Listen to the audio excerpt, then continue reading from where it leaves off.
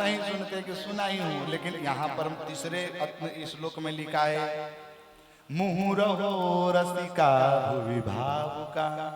मुहुरहो, मुहुर मुहुर मतलब भूय भूय, पुनः पुनः। इस कथा को बार बार श्रवण करना चाहिए, बार बार सुनना चाहिए।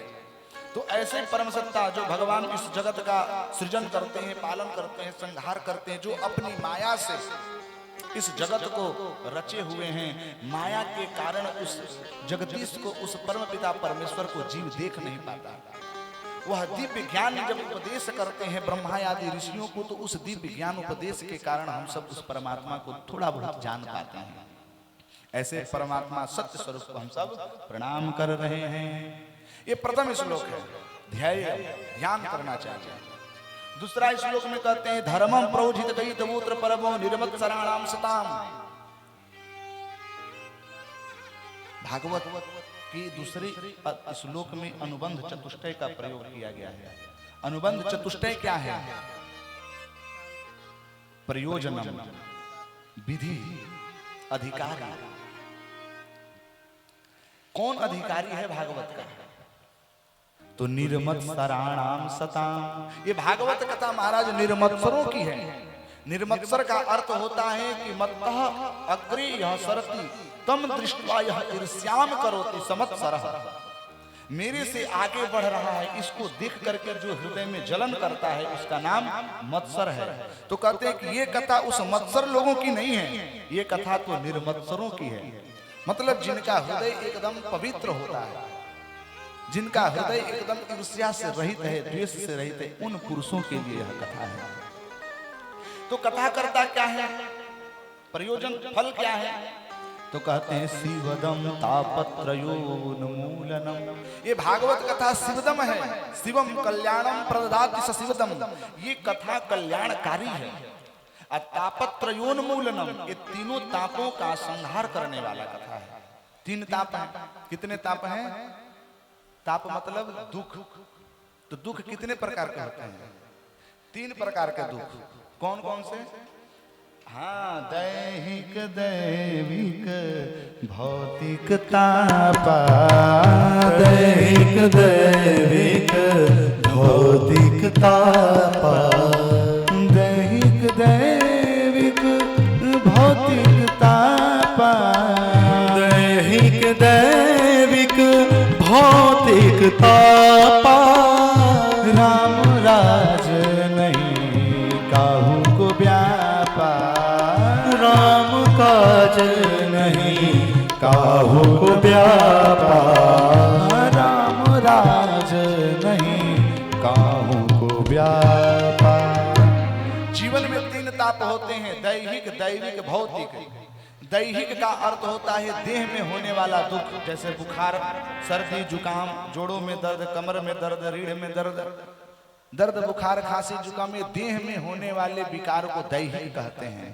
और दैविक देवताओं के द्वारा, जैसे कोई ग्रह चल रहा हो, नहीं बोलते हैं कि आपके ऊपर मंगल का प्रकोप है, शनिचरा ग्रह पकड़ा हुआ है, ये किसी प्रकार का यदि हमें प्रकोप हो तब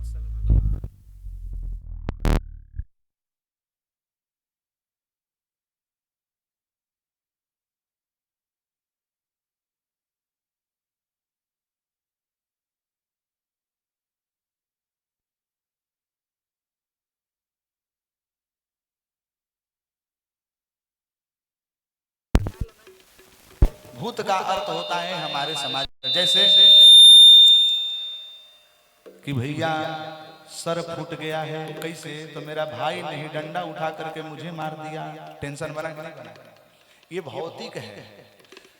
बहू रो रही है, काहे हो? तो सास मैया खूब डटनी है, यही के चलते रोता नहीं, वो भी भौतिक है। सास से अलग रो रही है, अरे मार पगली कहाँ से चली आई है, ये बहू कुछ करती है, ये भी टेंशन है, ये दुख है। लेकिन कहते हैं तीनों दुखों का यदि समन करना है तो महाराज केवल भगवान के चरणों में ही जाना पड़ेगा। बोलिए भक्तवत्सल भगवान की जय। तो कहते हैं कि भगवान, ये भागवत कथा उन निर्मत्सरों का है, कल्याणकारी है।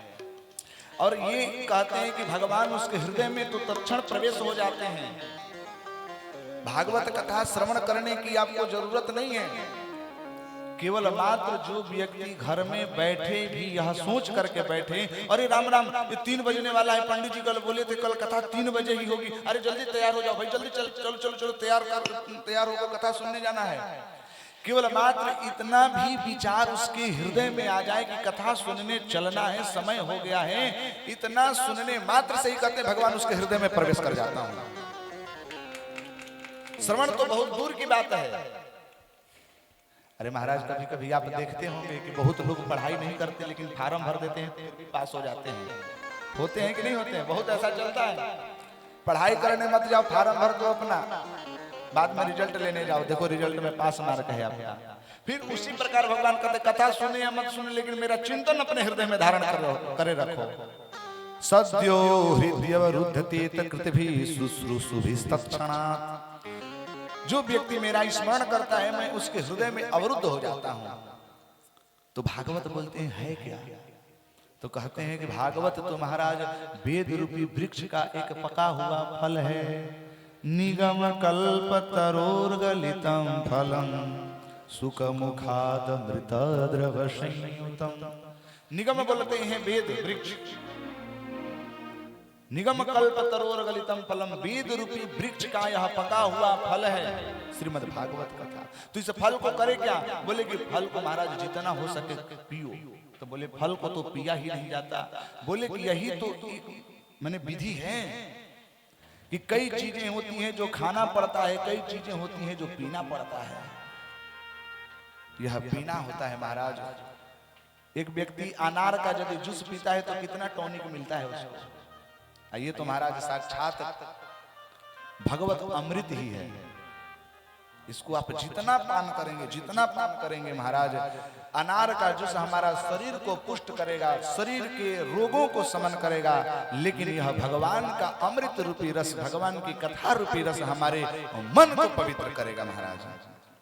मन गंदा हो जाता है बहुत लोगों का, घर में कलह तो मन गंदा के कारण ही तो होता है। लोभ काम क्रोध, लोग भाई भाई में झगड़ा, देख रहे हैं आजकल स्थिति क्या विडंबना हमारे समाज में हो रही है। ये विचार मिला रहे हैं नहीं?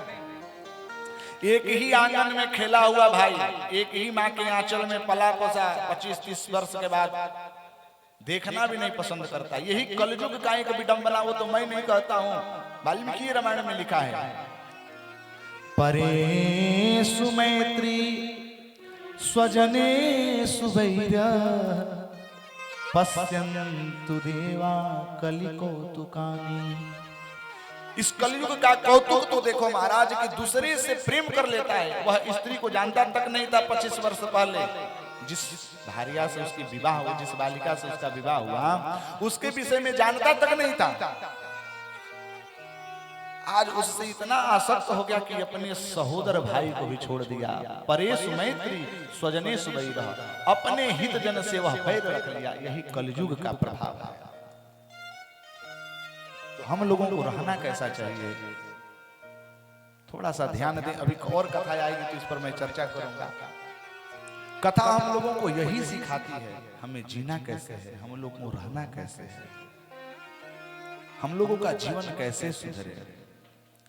इस कथा को जितना व्यक्ति श्रवण करेंगे उतना ही लाभ मिलता जाएगा। 3 श्लोकों में वंदन करते हैं। अब मूल कथा में हम सब प्रवेश करते हैं कि नैमिषे निमिष क्षेत्रे ऋषयः सौनकादयः